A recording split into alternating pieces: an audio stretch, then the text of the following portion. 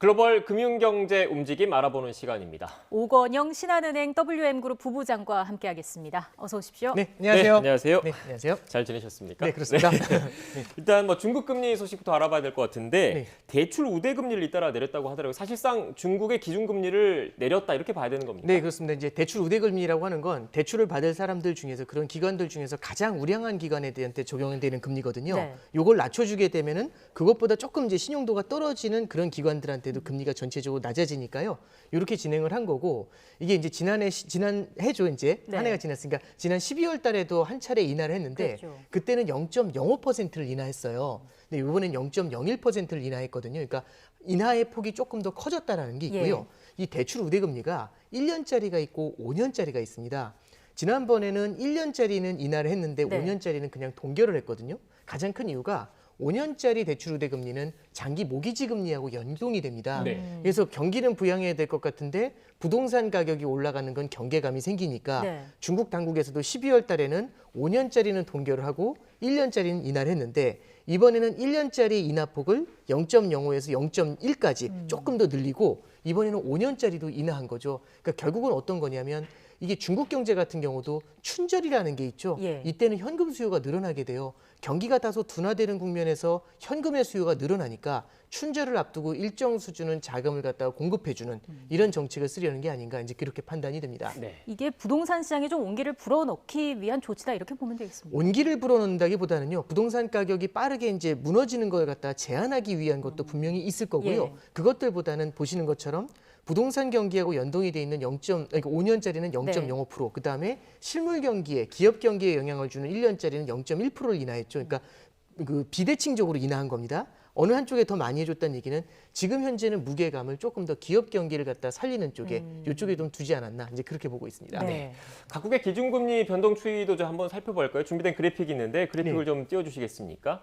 일단 주요 국가들 기준금리 변동 추이입니다. 미국, 영국, 캐나다는 지금 앞으로 인상하는 듯한 네. 모습을 많이 보이고 있고 반면에 중국 같은 경우에는 지금 부부장님께서 말씀하신 대로 추가로 좀 인하를 했지 않습니까? 그런데 네.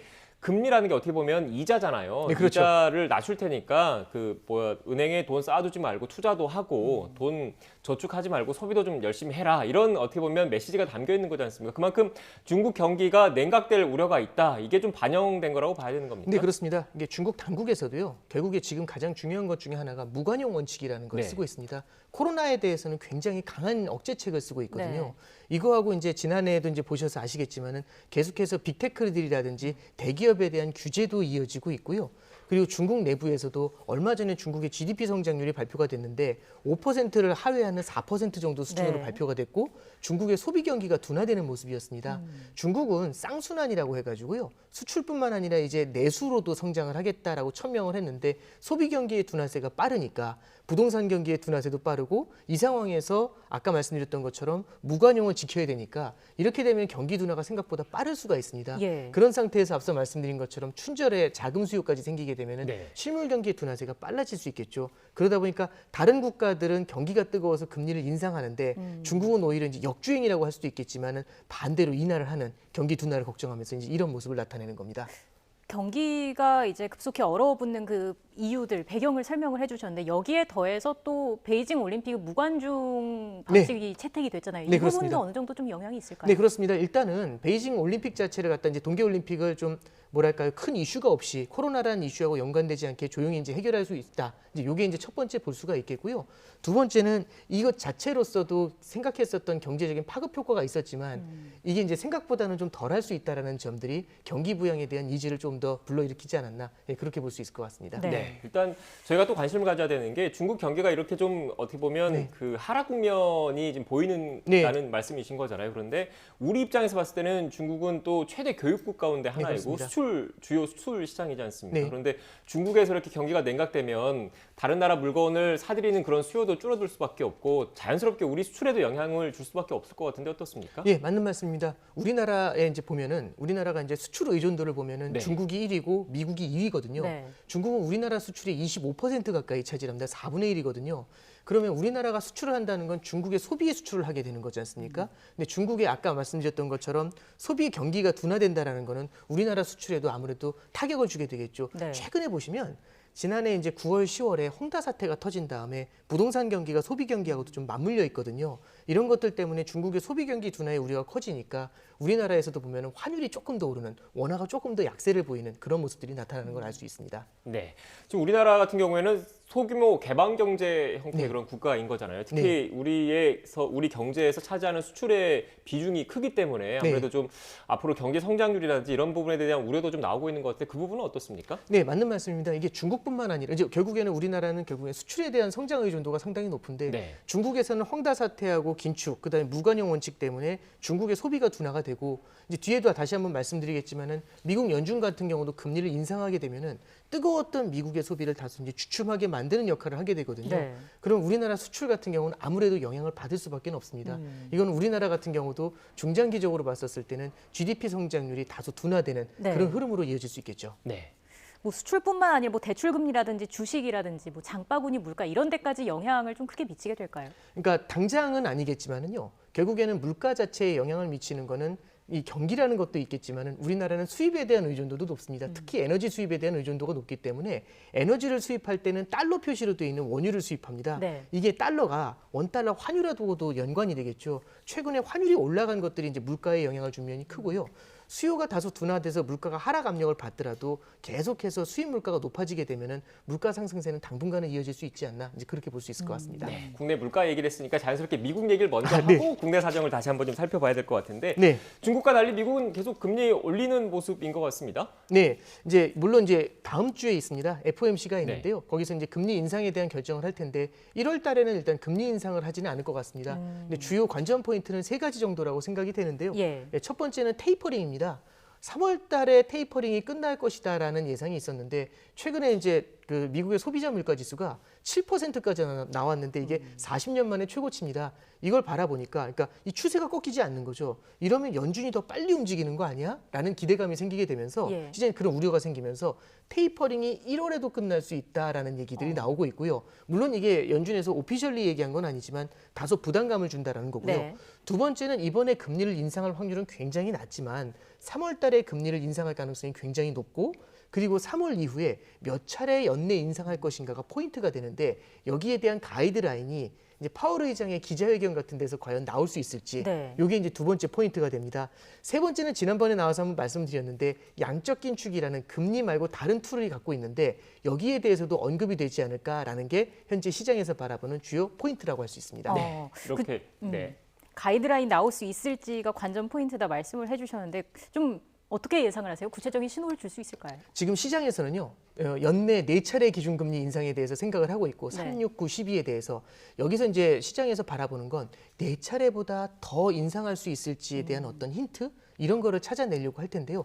현재까지는 금융시장의 움직임하고 상당히 연동되는 면이 좀 강합니다. 네. 그래서 파월 의장도 기자회견 자체에서 굉장히 강하게 얘기하는 것들보다는 이 연준 의장들이 표현을 할 때 되게 두루뭉실하면서도 굉장히 좀 이렇게 내용을 많이 생각을 해봐야 되게 이제 그렇게 좀 애매하게 얘기하시는 경우들이 많아요. 예. 이번에는 이제 그런 스탠스를 취하지 않을까 생각을 하고 있습니다. 네.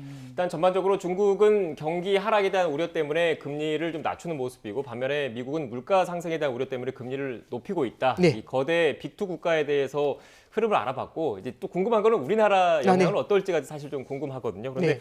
미국에서 이렇게 기준금리를 올린다면 네. 우리 입장에서도 선제적으로 올려야 되는 그 압박을 받을 수밖에 없지 않습니까? 이왕이면 그 외국인 투자자 입장에서는 미국의 금리가 올라갔을 경우에 달러로 투자를 하고 싶지 상대적으로 신흥국인 우리나라에 투자를 하고 싶지 않기 때문에 금리 차가 줄어들면 자본이 유출될 네. 우려도 있는 거잖아요. 네, 일단 그 이번에 그 금통위에서 네. 한국은행 총재도 비슷한 얘기를 했습니다. 네. 어떤 부분들을 얘기했냐면 미국은 아직 금리 인상을 하지 않고 있고 3월부터 금리 인상에 들어갈 걸로 현재는 예상을 하고 있습니다만 우리나라 같은 경우는 8월 달에 금리 인상을 했고요. 지난해. 그리고 11월 달에도 금리 인상을 했고 이제 지난주에 1월 달에도 금리 인상을 했습니다.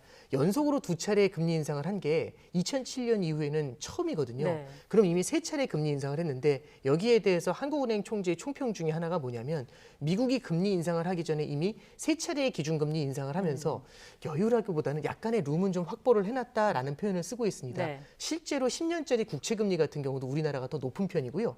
참고로 하나 말씀드리면 2015년도, 16년도에는 미국 금리가 인상이 되는데 우리는 금리를 낮춘 적이 있어요. 그러면서 우리나라 금리하고 역전이 된 적도 있지만 우리나라에서 자본 유출이 현실화됐던 적은 없습니다. 예. 그래서 이제 최근에 2010년 이후에는 우리나라도 외환 보유고가 많이 쌓이면서 약간은 선진형 구도로 전환이 됐죠. 그러면서 단기적인 장단기 금리 차, 이제 미국과의 금리 차 역전, 요것 때문에 자본 유출이 현실화될 가능성은 아직까지는 적은 편이고요. 다만 여기서 한 가지 볼 게 뭐냐면 앞서 말씀드렸던 것처럼 연준의 금리 인상 속도가 시장이 예상하는 것보다 만약 빨라진다면 네. 뭐 이제 다소 과도하게 얘기하시는 분들은 연내 7차례도 올릴 수 있다고 얘기를 하거든요.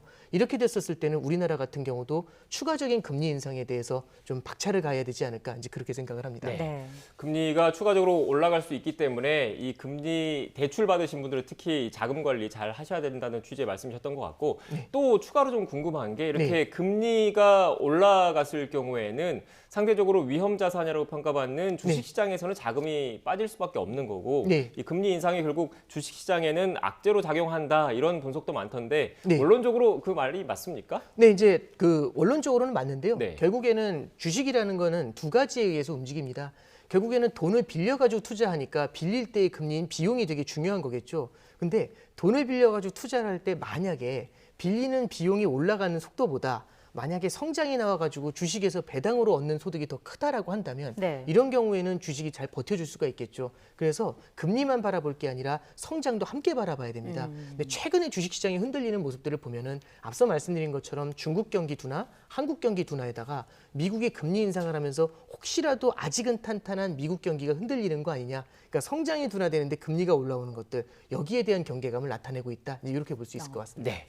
또 관심 가지실 분들이 많을 것 같아서 최근 이 주식시장에서 이런 그 주가 흐름과 더불어서 그 상장과 관련해서 이른바 물적 분할에 대한 그 기업들이 많이 하고 있잖아요. 그러니까 모회사가 자회사를 신규로 상장하면서 기존 모회사 주주와 상관없이 그 상장하는 방식을 놓고도 좀 많은 비판들이 제기되고 있던데 부부장님께서는 원론적으로 어떻게 생각하십니까? 저는 그러니까 여기에 대해서는 뭔가 좀 가이드라인이 조금 필요할 것 같아요. 향후에는요. 근데 아직까지는 우리가 어떤 규정이라든지, 그러니까 최근에도 보면 나타나는 이런 물적 분할들이 과거에는 전례를 찾기가 좀 어려운 경우들이 좀 많습니다. 그래서 모든 것들이 규정으로 인해서 이렇게 다 하나하나 다 잡혀 있는 건 아니겠지만은 이런 문제점들이 부각됐을 때는 하나하나 좀 메워나가는 방법으로 그렇게 전환해야 되지 않을까 이제 그렇게 생각을 합니다. 그러니까 일반 그 소액주주 입장에서는 지금 뭐 탕수육이 맛있어 보여가지고 탕수육과 짜장면 세트를 함께 주문을 했는데 정작 집에 온 거 보니까 탕수육은 빠지고 짜장면만 온 격이지 않습니까? 그런 부분에 대한 제재가 필요하다 이런 말씀이세요? 네, 그러니까 향후에는요. 그러니까 ESG 같은 경우가 부각이 되고 있지 않습니까? ESG 맨 끝이 거버넌스입니다. 이 거버넌스에서 핵심은 뭐냐면은 주주들이 대주주뿐만 아니라 소액주주에 대한 밸류 이런 것들이 굉장히 중요하게 부각이 될 겁니다. 최근과 같은 물적 분할 이슈들이 외국인들의 입장에서 봤었을 때 그리고 ESG의 관점에서 봤었을 때 그렇게 좋은 모습은 아닐 수가 있습니다. 그래서 중장기적으로 우리나라 주식시장이 재평가를 받기 위해서라도 이런 부분에 대해서는 새로운 가이드라인이 좀 필요하지 않을까 그 정도 말씀을 좀 전해드릴 겁니다. 네, 알겠습니다.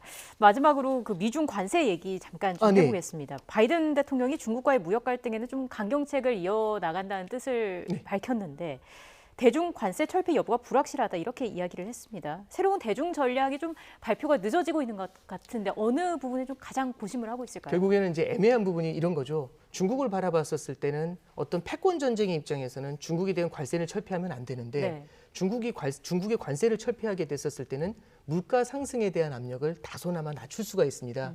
그러면 지금 금리를 올려가지고 물가를 잡게 되면은 성장도 둔화될 가능성이 있는 거거든요. 근데 만약에 관세 부분이 이제 해결이 되면서 물가를 낮춰주게 되면은 굳이 금리를 올리지 않아도 문제를 해결할 수가 있겠죠. 그래서 바이든 행정부는 지금 대중 전략에서 이제 지지율을 얻는 것도 필요하지만 물가 상승 때문에 지금 스트레스를 받는 게 굉장히 큽니다. 그래서 어느 쪽에 웨이트를 둬서 가야 될지에 대해서 지금 다소 갈팡질팡이라는 표현은 그렇지만은 고심에 차 있는 것 아닌가.